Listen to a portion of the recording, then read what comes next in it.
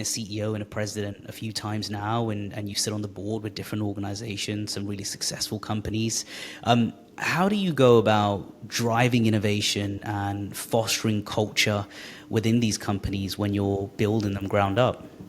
Yeah, yeah, great question, Shaq. When you think about innovation, it can be many different things. It can be a modality, a new mechanism of action, put whatever spin you want on it. But I think from the patient and the physician perspective, and increasingly the payer, it's only innovative if it moves the standard of care needle. Are the efficacy outcomes greater than current standard of care? Are the safety outcomes better than current standard of care? But the overall risk-benefit ratio needs to be better than standard of care. And if it's not, then to me, it's not innovative. And so that innovative can take many different forms, but at the end, even if it's a repurposed molecule, some people say, well, that's not innovative. It's not the latest and greatest technology.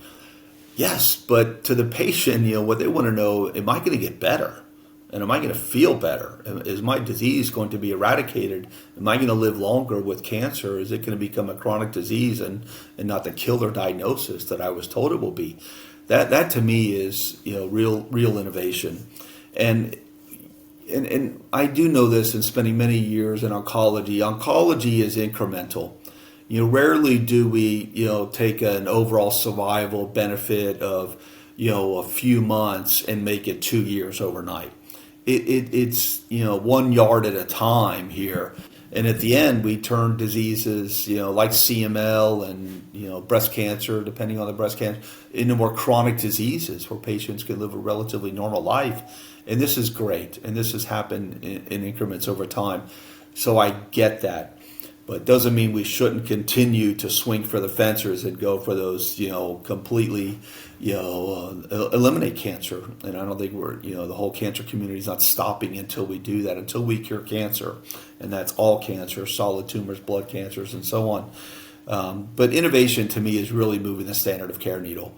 And are we going to make not just a few months difference, but a major difference for this patient? I mean, as you know, it's not just the physician and the patient, it's the payers. And the payers are increasingly interested in major advances in standard of care. And, every company walks into a payer. I don't care if that payer is Kaiser in California or, the German reimbursement system. They want to know that when they hear innovative, I think sometimes their eyes gloss over, go, okay, here's another company coming to talk to me about innovation, and it's really not. It's not moving the standard of care needle, and we need to do better at that. And this goes back to what I was saying earlier when we think about how to allocate our capital, which, by the way, is the number one goal of a leader, is how do you allocate your capital? And, kill those programs early on in the cycle and heavy up investment on those programs that are going to show differentiation.